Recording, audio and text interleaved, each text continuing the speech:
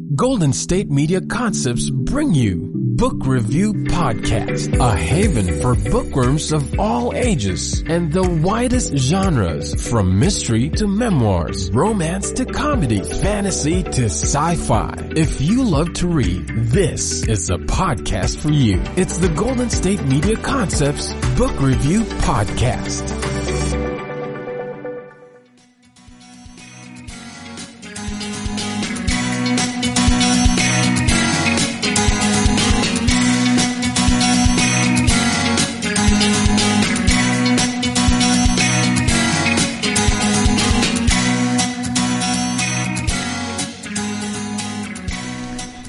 Hello and welcome to the GSMC Book Review Podcast, brought to you by the GSMC Podcast Network. I am your host, Sarah. As always, I am very happy to be with you on another Tuesday, bringing you another author interview. Actually, in this case, an editor interview. I mentioned at the end of the last episode that I'm interviewing an editor. It's an anthology this week, so a little bit different than some of our usual content, but I was very excited to read something a little bit different, talk to somebody a little bit different, and I very much enjoyed this interview.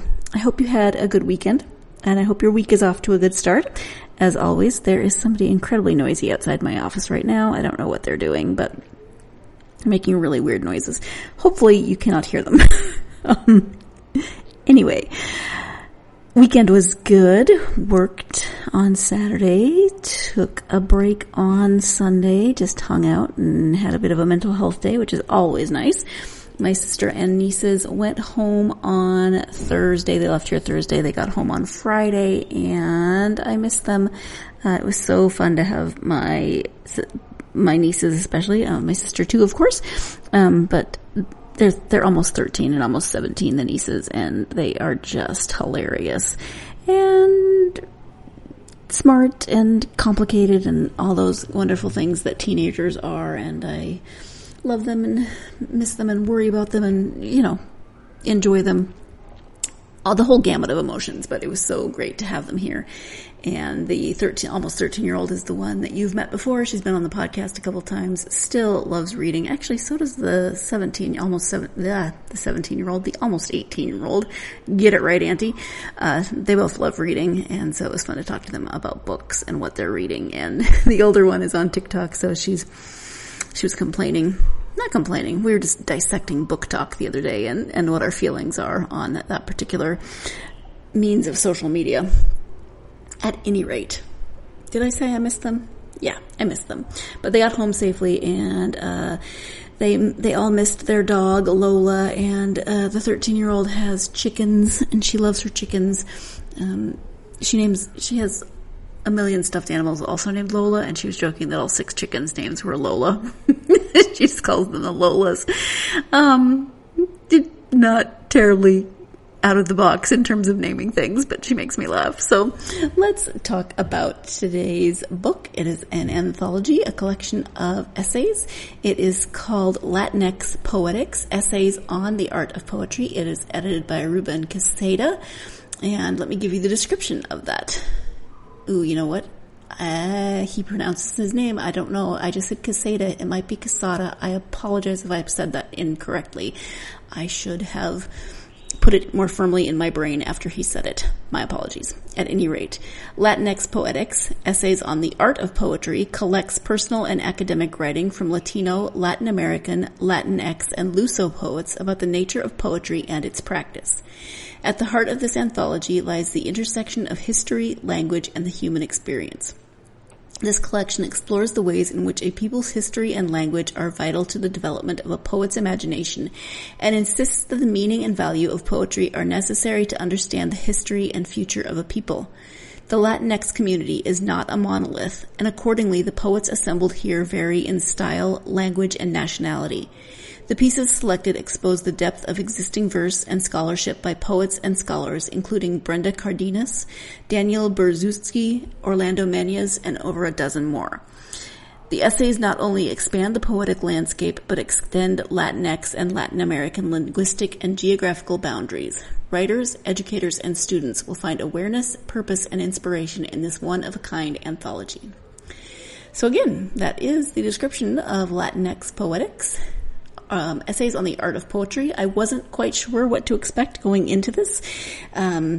Poetry is beautiful and complex, and I don't always get it. Sometimes I struggle with poetry, as you know, if you are a longtime listener of the podcast.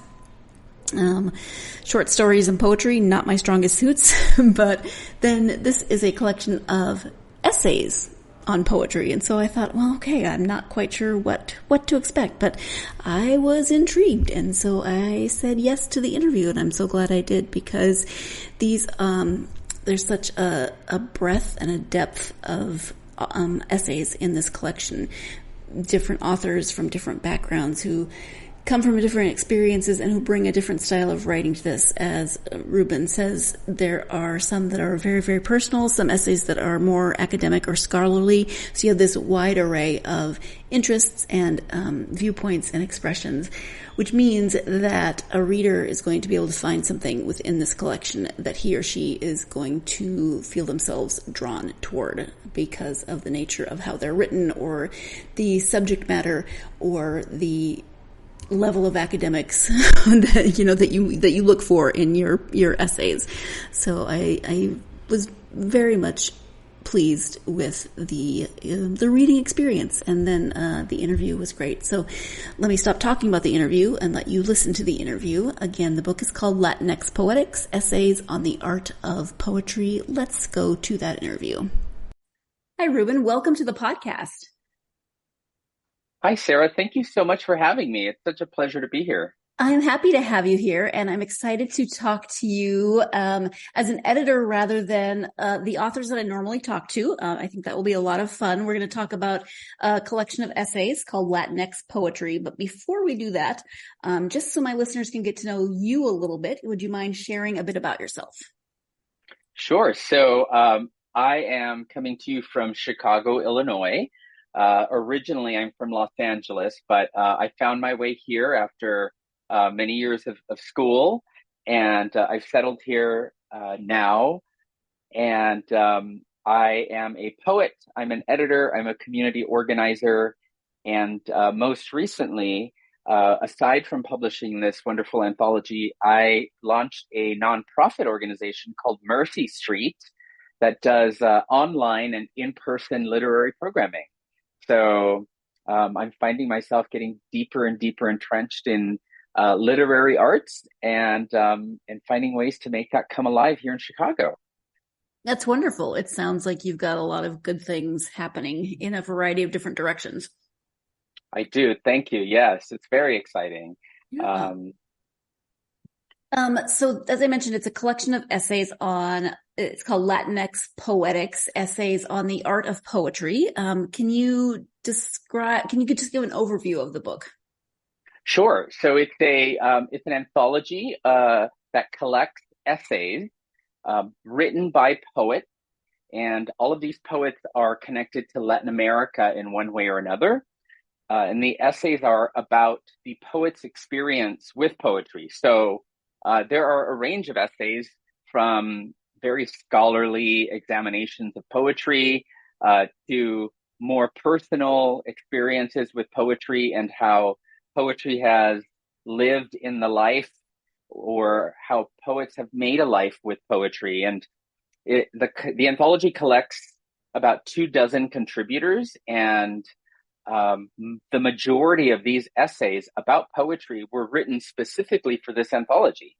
So it's a collection of different perspectives about how to write poetry, how poetry lives in someone's life, and they're all written by poets from Latin America, or who have a connection to Latin America, including poets who have a connection to the Portuguese language. I thought that was important, given that Latin America is primarily a Spanish-speaking country, but there are also Portuguese speakers in Latin America. And so I thought it would be a great addition to this already diverse anthology.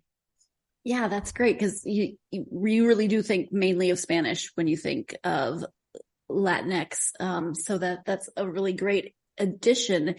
how did this collection come about? Obviously, you wanted to just have a diverse range of authors and essays, but what was the impetus that one day you were just sitting around and this idea was born? How did that happen?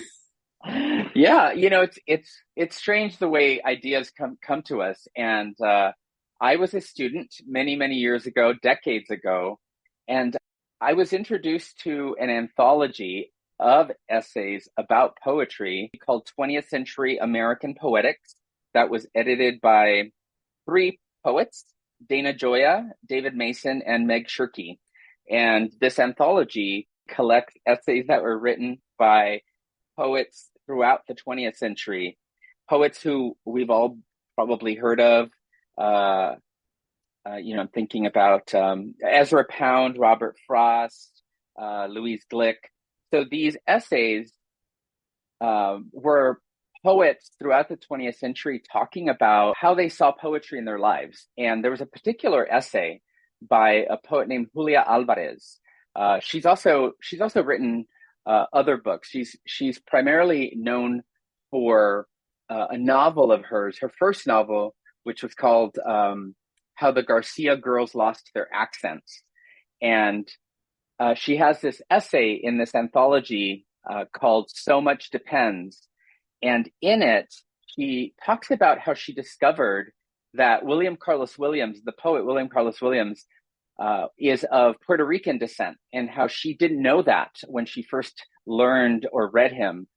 And she realized that she wanted to read more poetry from people who had a similar background as her, who perhaps understood the Spanish language the way she did. And so her essay is about being embarrassed by her ethnicity and how she felt like she was performing her culture, and something changed inside her, and she felt that she had an obligation or a responsibility to be that voice that she herself needed. And so she writes this essay about the value of being proud of your heritage and sharing about your heritage with the world. And it made me think, I haven't read very many essays by poets about poetry that are like me, who have a connection to Latin America. My family's from Costa Rica, and I even today, I only know maybe 3 or 4 Costa Rican writers in the United States.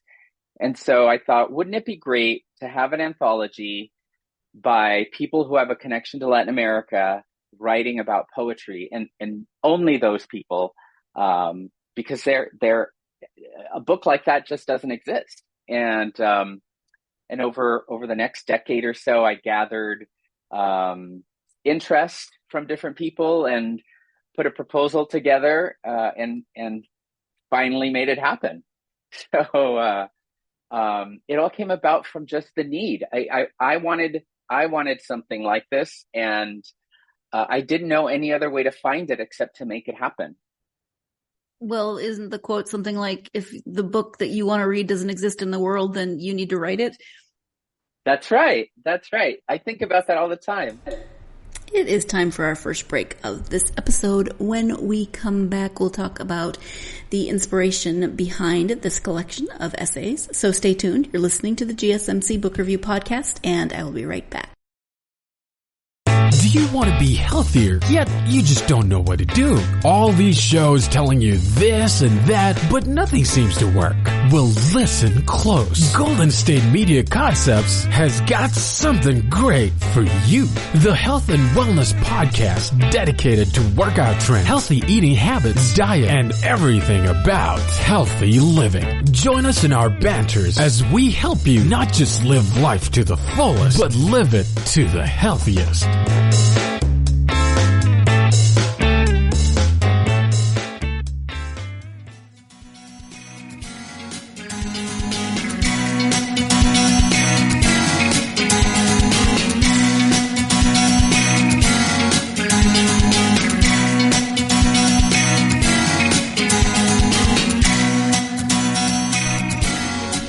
Welcome back to the GSMC Book Review Podcast. I am speaking today with editor Ruben Quesada about the anthology Latinx Poetics.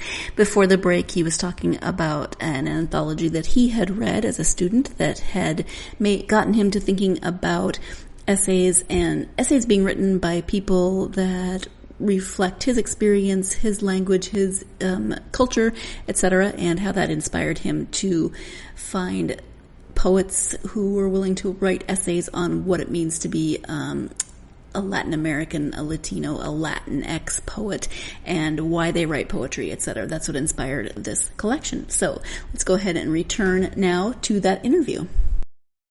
I love the impetus behind collecting these essays, but when I think about the world of Latin America, the people of Latin America, there's so much diversity. It's just amazing.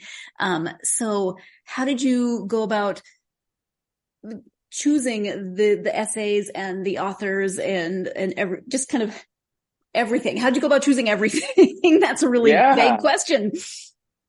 No, it's a great question.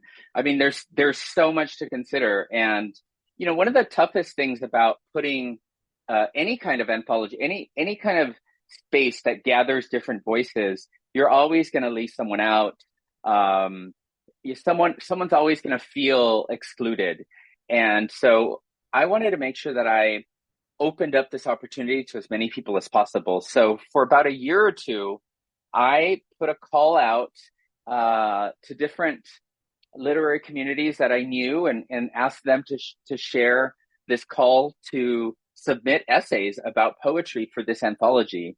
And I received a generous amount of submissions, but I also sought out essays from people that I knew. And I ended up receiving many essays from many different perspectives. And I knew that what would help me organize what I wanted to choose would be a broad view of the topic. So I decided to choose essays written by people who had a very personal, intimate view and relationship with poetry, but I also wanted to include perspectives that were much more scholarly and academic. I wanted a mix of both. I wanted something that kind of was across the spectrum of very formal kind of perspectives on poetry to very informal perspectives on poetry. And by opening up the call to submissions, I was able to get a good mix of everything. There are so many anthologies today that collect different perspectives on poetry or collections of poetry by people from Latin America. And often there's a strong attention to language or race.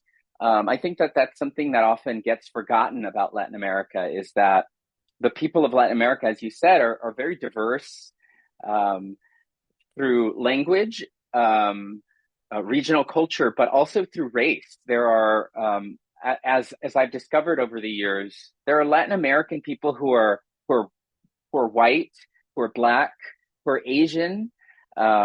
It's incredible. It crosses the kind of race lines, and so finding a way to include those perspectives as well was really important to me. And it's not always easy to approach an author, and especially one that I may not know, and figure out, can you tell me what your background is, just to make sure that I'm being inclusive? So that was a little difficult. Sometimes I didn't have access to, an image perhaps of them, or a full background of them. And so that took me some time to really kind of research and try to figure out, how can I be as inclusive as possible in this anthology and ensure that I'm not only providing different perspectives, but I'm also being as inclusive as possible to the diversity of Latin America. So that's one way that I went about choosing my essays. And I think it made it a much fuller collection that way. I'm really happy with that. I agree. Yeah. I mean, first off, you don't want to make assumptions about people and backgrounds. So I imagine that took a little figuring out as you went along.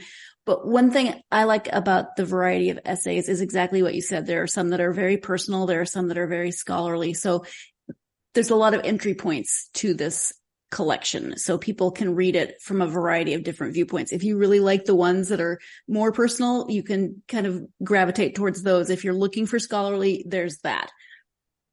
Mm-hmm. Yes, exactly. One thing that one thing that I love about poetry is that it can introduce me to so many different experiences. But I think what's so valuable about an opportunity like this is that I'm able to introduce people to different perspectives and different experiences with poetry by including a range of essays that can appeal to a general reader, because not everyone's an expert on poetry. And I think that we grow up sometimes thinking that poetry is really difficult, and a lot of people just don't get it. And so I wanted to make sure there were essays in this anthology that people could get, that were just as easy to understand as someone just telling you a story, a friend or a neighbor. And so I wanted that voice. It was really important for me to include that voice in these essays. And so I think this anthology is really appealing to all kinds of people, and of all ages too, and experiences with poetry. Yes, absolutely. Of course, people who write poetry can also write prose and vice versa. Did you get any kinds of pushback when you said, "Hey, you're a poet, I want you to write an essay"? That is you must be, you're a mind reader. I mean, that was probably one of the worries that I especially had, because you're right. There aren't a lot of poets who want to spend time thinking about poetry and writing about poetry in prose. I think it's kind of unusual for a poet to spend a lot of time thinking about poetry in this way. I'm not saying that poets don't, but to write about it for publication is an entirely different story. And there were some poets that I did approach, and they just had no interest in doing it. They just it just wasn't something they wanted to think about in that way. Certainly they think about their artwork, and they think about the revision process and how to communicate something in writing. But to write prose about poetry, it takes a whole other form of energy for some poets, and some of them just didn't want to do it. Which is understandable. That's not your comfort zone. I get that. What do you hope that an average reader might take away from the essays? People are drawn to this anthology out of curiosity. It's what really drew me to the anthology that inspired me. The anthology that inspired me showed me that poets and writers could think about poetry in a way that extended beyond just the artistic views of poetry. It's something that is alive in someone's life, and that comes to them in many different ways. There's an essay, for instance, in the collection by a poet named Blas Falconer, who is Puerto Rican. And in the essay, he talks about growing up in Puerto Rico and being in the kitchen with his grandmother, and how his grandmother would recite poetry to him while they were baking. And it's that kind of personal history that I think is so valuable to really understand the impact that poetry has in people's lives. And I want people to pick up this anthology because they're curious about not just poetry, but they're curious about the people of Latin America and the way that poetry lives in the lives of people who are neighbors to the South. And I hope people are inspired, maybe even inspired to put their own anthology together. Maybe there's something in my anthology that's missing, and this is an opportunity for someone else to fill that gap. and I hope they do. Sure. Yeah, I like that.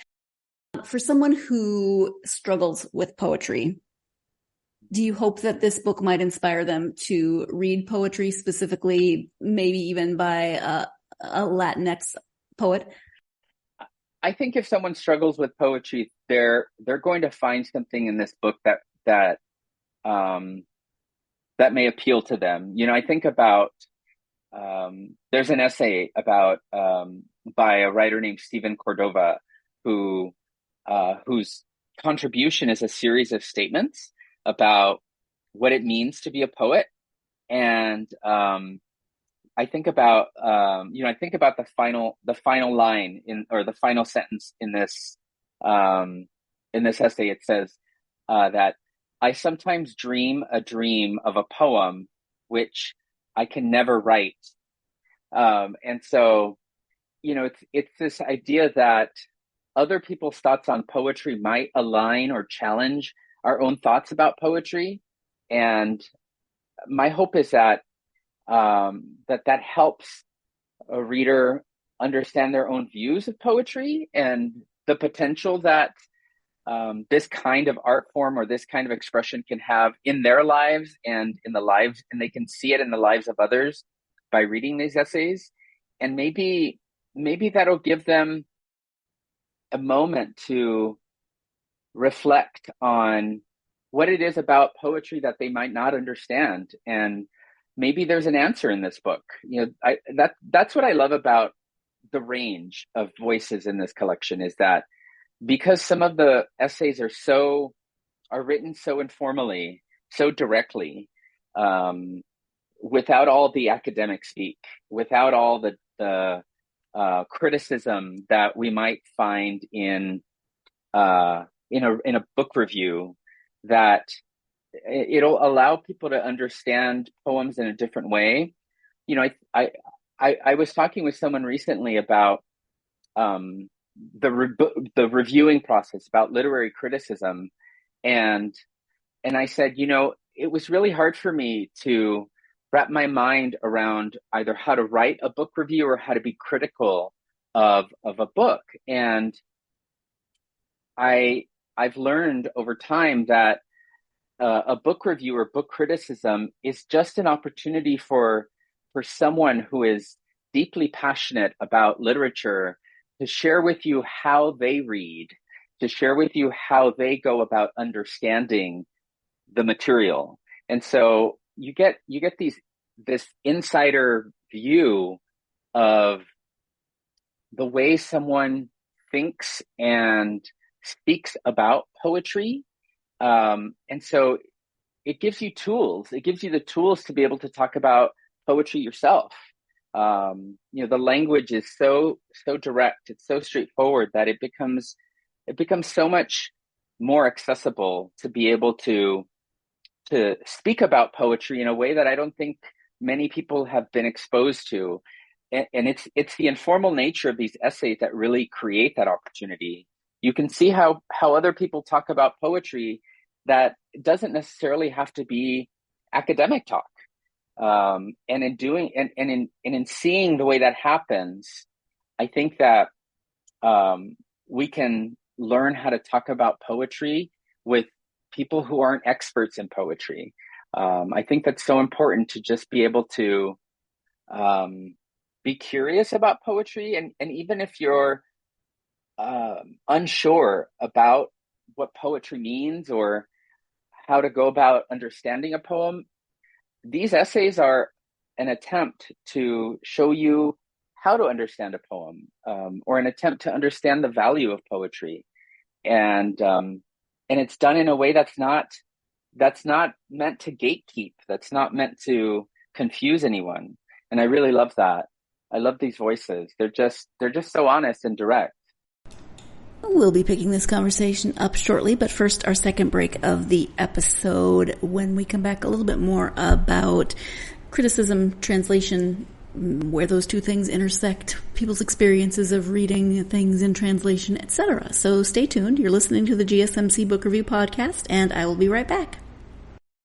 Tired of searching the vast jungle of podcasts? Now listen close and hear this out.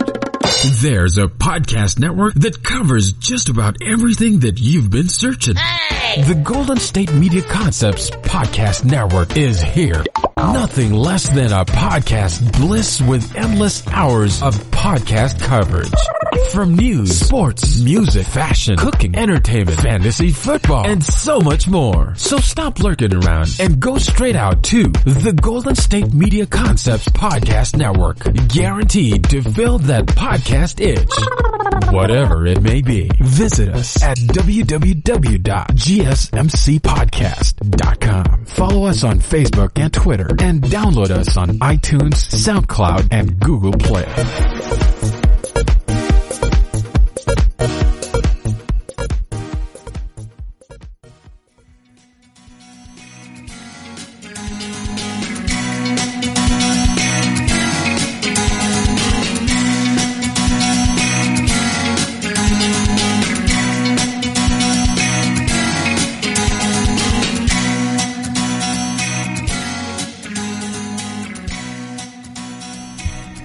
Welcome back to the GSMC Book Review Podcast. I am speaking today with Ruben Quesada, editor of Latinx Poetics.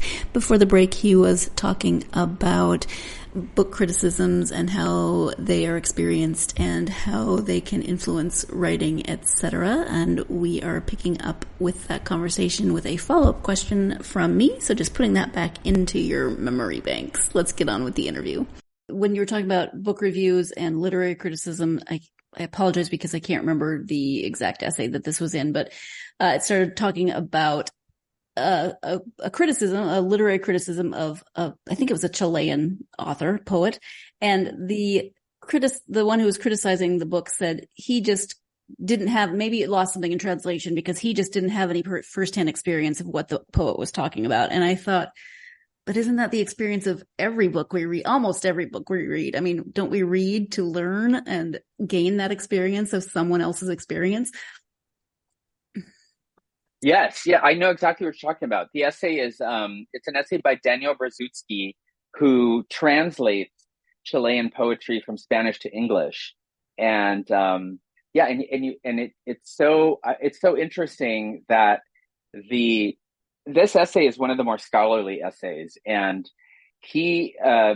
Daniel is commenting on a review that someone wrote about a translated collection, and I think that sometimes when you think about a translation, there's so much that can be lost, because sometimes you want to convey the meaning of a poem from its original language to English, and things will get lost.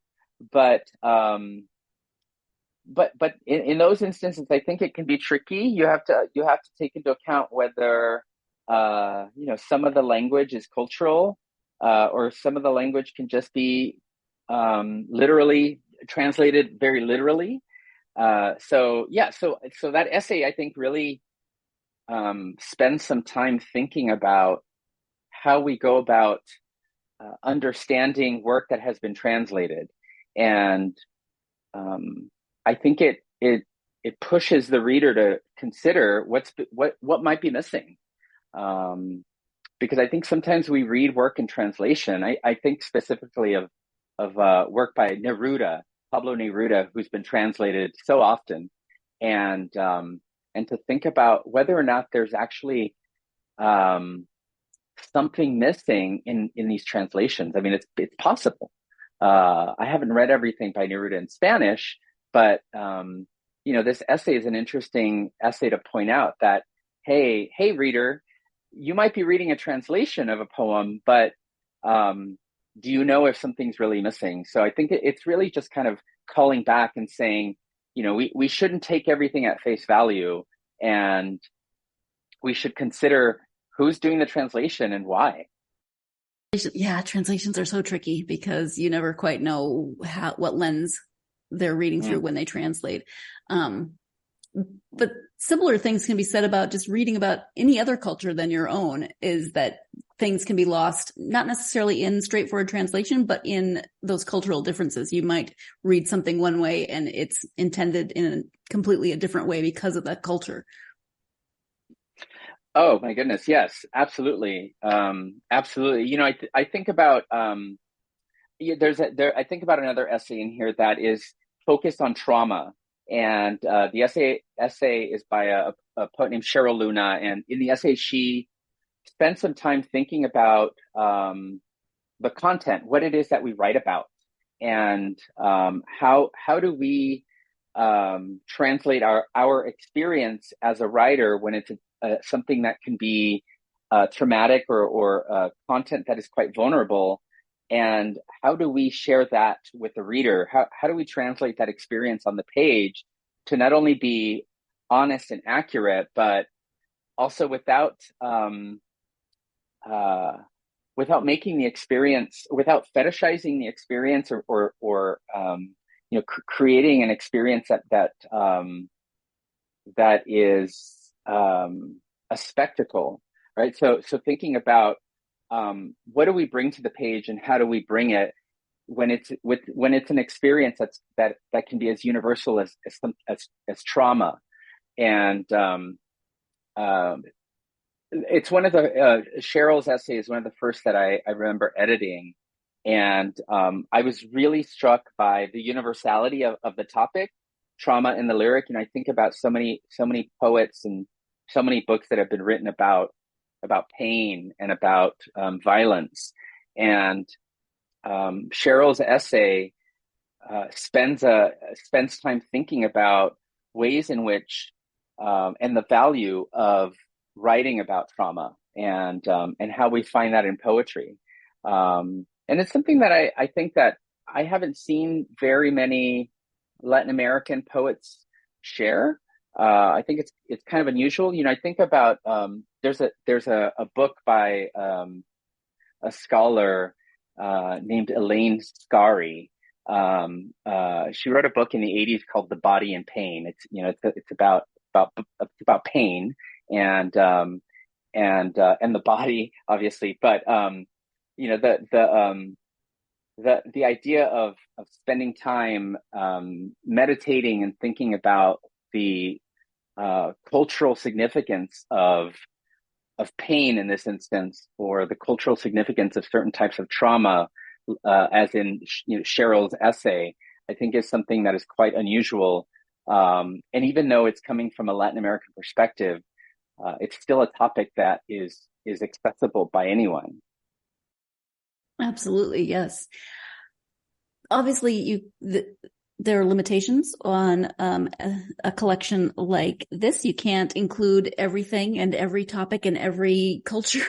But would you ever consider doing something similar with literary genres other than poetry?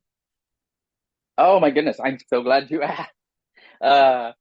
Well, this anthology was published by the University of New Mexico Press, and they've been amazing. And the anthology has done exceptionally well.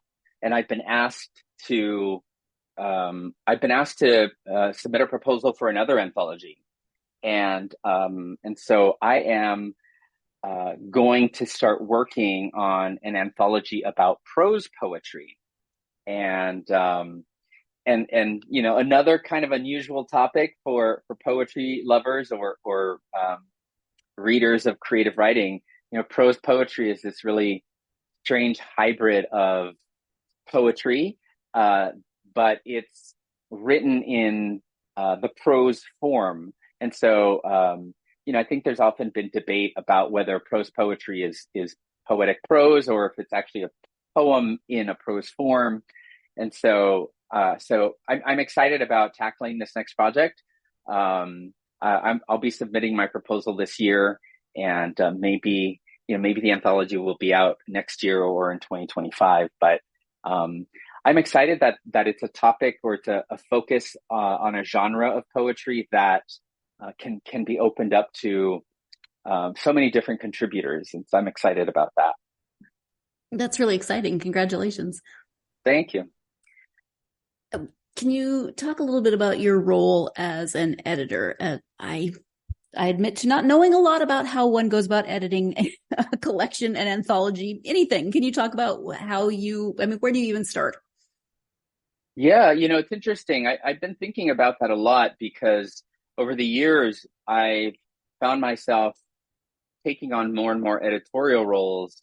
And when I became interested in poetry, being an editor was not on my radar.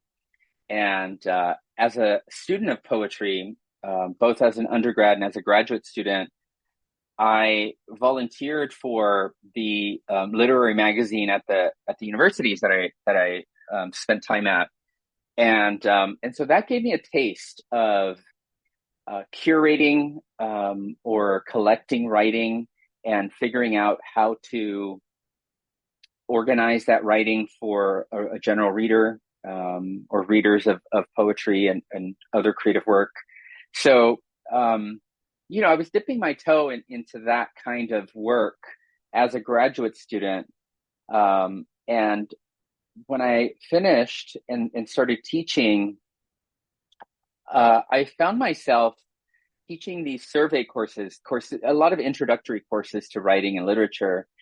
And it's not always easy to give students a broad overview of work unless it's collected in an anthology.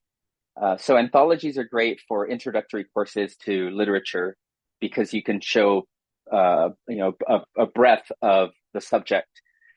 And when I began teaching literature, this is when I started remembering the anthology that inspired my own, and thought, hey, I could probably do this. I've done it for literary magazines as a student. Maybe I can give this a shot. So that's when I started thinking about the project. And over the next few years, I began volunteering at different literary journals just as a reader. I remember when I first moved to Chicago, I was on social media and I wanted to know what was happening in the literary scene here. And so I did social media searches for different magazines and journals, and I found the editor and founder of the Chicago Review of Books. And this was probably about a decade or so ago. So the magazine was fairly new then. And I sent a direct message to the editor and said, I'm new in town. I am interested in supporting your journal in any way I can. I have some editorial experience. I'm a poet. I'd love to do anything that you'd like me to do. And they were interested in having more poetry related content on their website. So I started an interview series.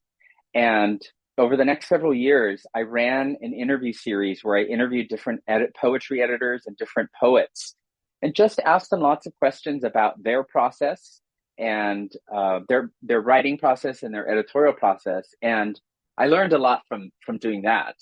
It wasn't the practical side of it, of course, but I learned a lot about how other editors go about making certain decisions. And not too long after running this series, I started seeing opportunities to get more involved with journals as a poetry editor.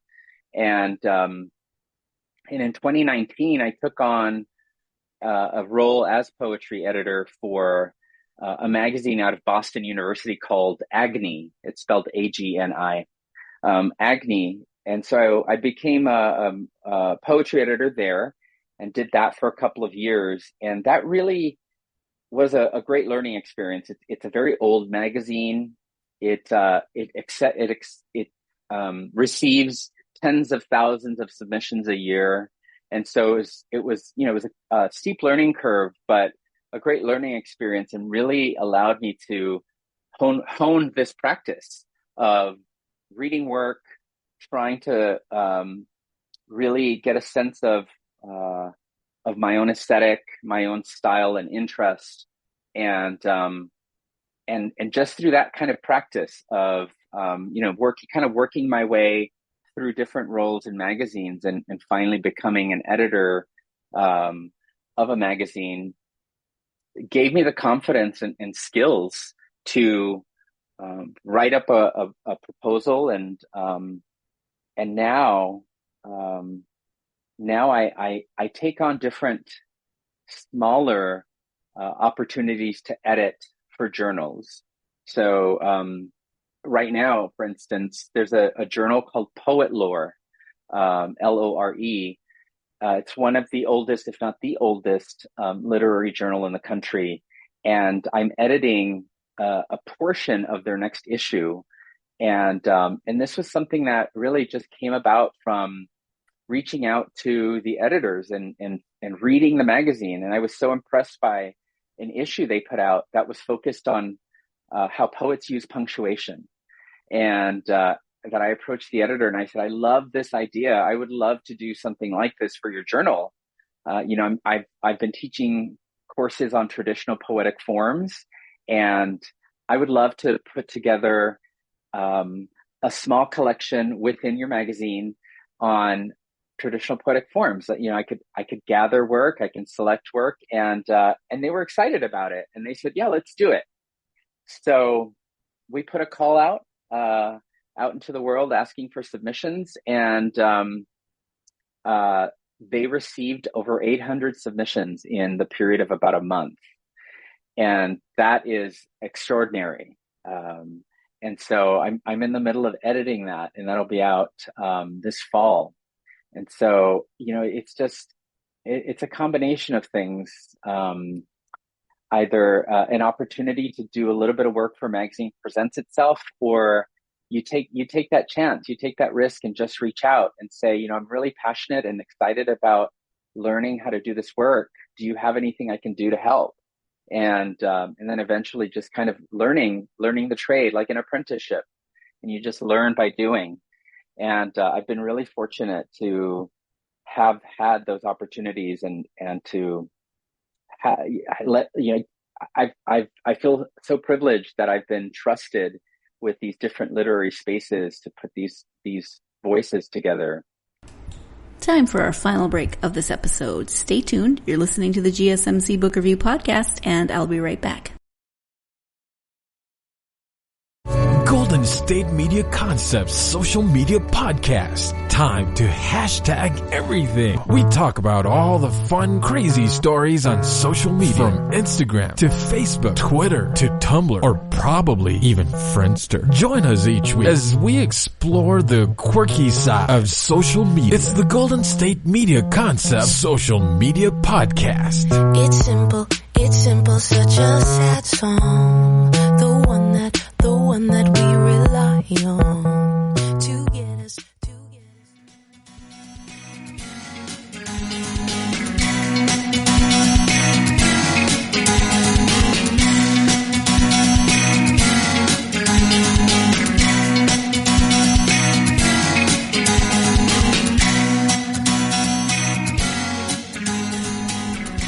Welcome back to the GSMC Book Review Podcast and the conclusion of my interview with Ruben Quesada. Do you feel like being an editor has changed the way you personally write? It does. It does in some ways. I think it's made me a better teacher. I think as a teacher of poetry and writing, as you can imagine, I have to give a lot of feedback to students, and so being an editor has taught me how to give feedback in a way that that considers the writer's intent without making the work my own. I don't know if that makes any sense, but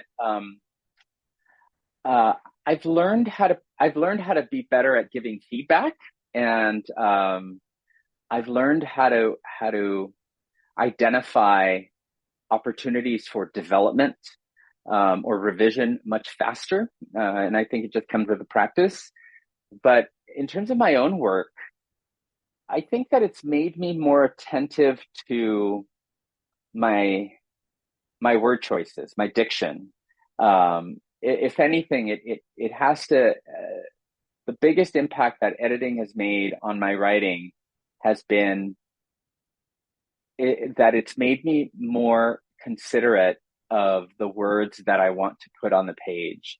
And this doesn't happen when I first write. I think it's important to just write it all out, just to get everything out, get it out of your head, get all those feelings out through the words on the page.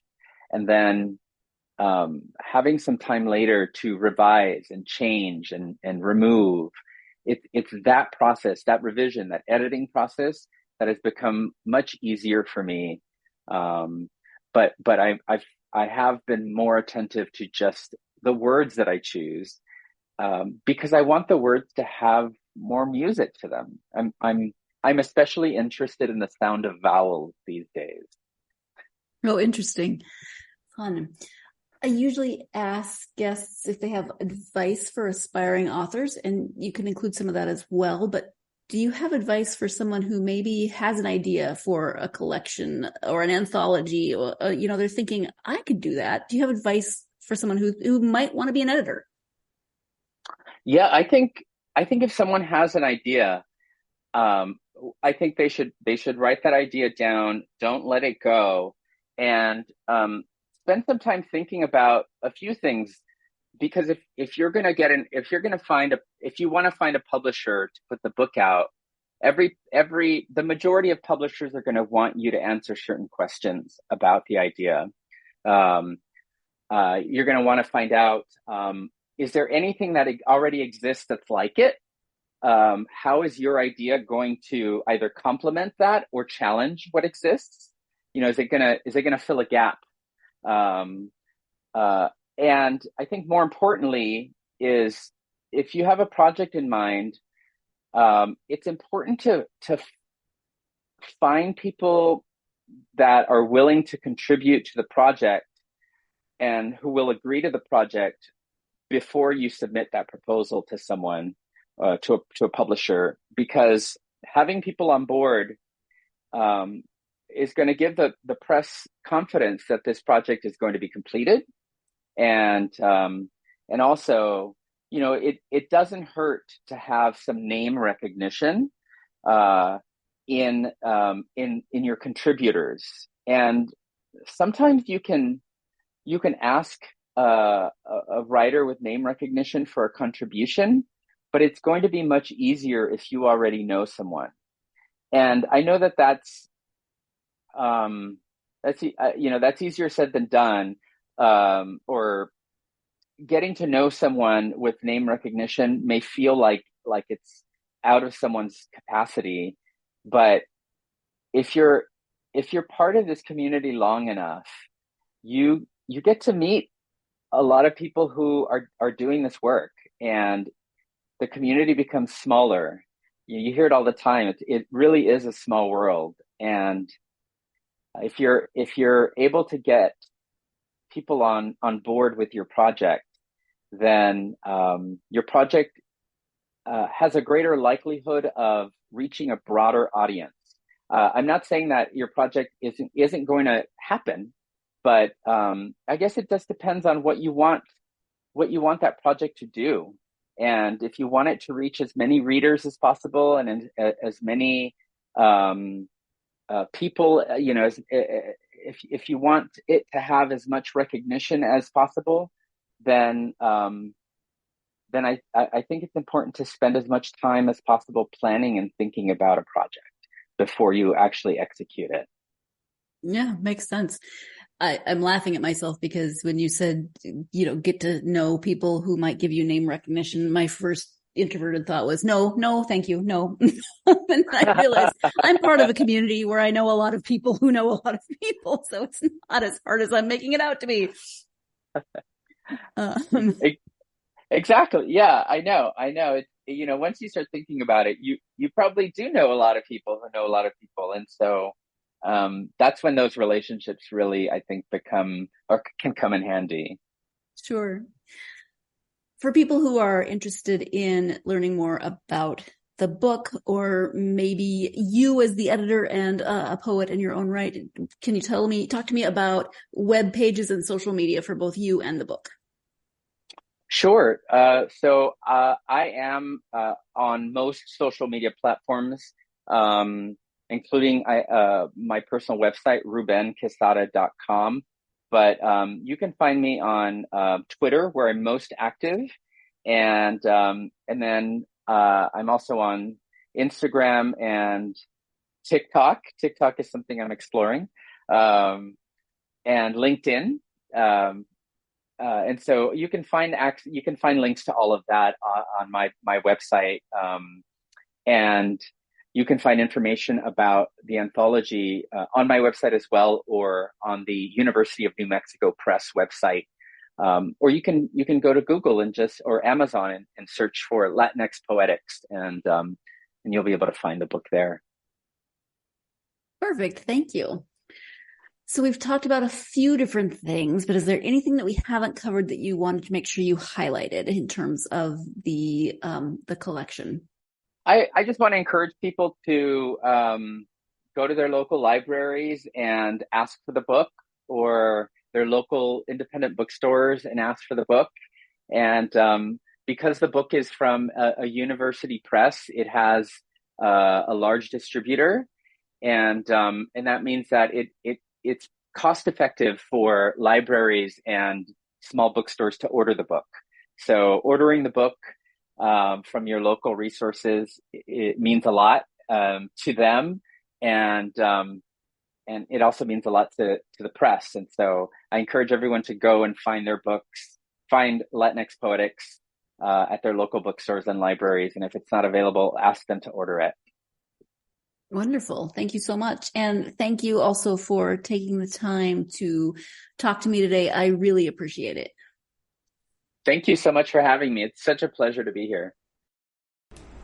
Thank you so much to Ruben for joining me to talk about this collection of essays. As I mentioned at the beginning, I wasn't quite sure what to expect, and it is at some points very scholarly and academic, and other points it reads a lot like memoir. People are writing of their experience either way, though it just depends on how they come about it. So I feel like I got a really broad and in-depth look at Latinx poetics, something that I might not have explored otherwise. Poetry in general is not something that I gravitate toward on a regular basis, unless it's the weird type of poetry that I write to make my sister and my nieces laugh, which is inspired a lot by Dr. Seuss and or Shel Silverstein. And those are the types. That's the type of poetry I read. So not really academic poetry, but I am glad that I got to have this experience, that I got to read a little bit outside my comfort zone.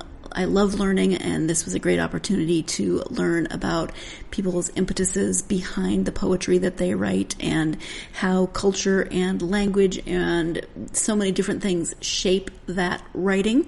So, and for someone who loves learning, this was great. And again, there's so many entry points into this collection, because really you can go through and see which topics appeal to you, which writing styles appeal to you, and learn more about writing poetry, the whole process of writing poetry, but also maybe find some new poets that you haven't heard of or you haven't read, or maybe you have heard of them, you have read them, and you want to know a little bit more about how their brains work, how their poetry is written.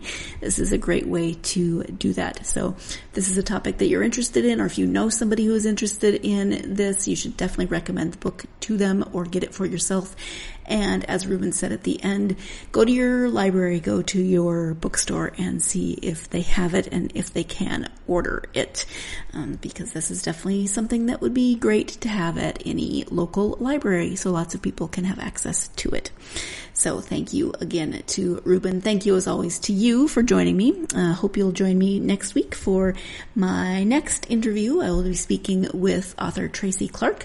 We are turning back to thrillers. This is the first book in a new series. It's called Hidden, and it is about a Chicago police detective who is coming back on the job after some very difficult experiences, and she's got one heck of a case. So join me for that conversation. I am excited to meet Tracy and talk to her.